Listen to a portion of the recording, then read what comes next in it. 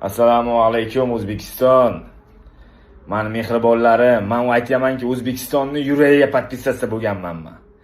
Bizani sochimiz olinishi mumkin, bizani qag'izimiz qonashi mumkin, qaysidir joyimiz shirlanishi mumkin, lekin yuragimizdagi duximiz o'lmaydi.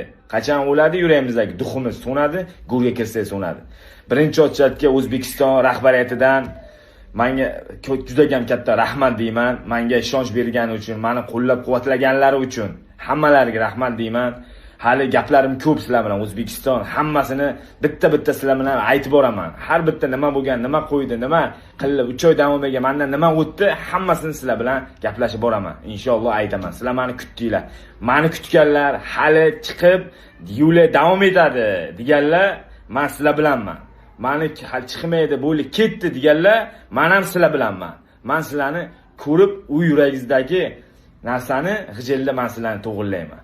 Men kelgan joydan boshlab ketaman men inshaalloh. Sizlarga kattakon rahmat, ota-onalaringizga rahmat deb qo'yinglar meni nomimdan.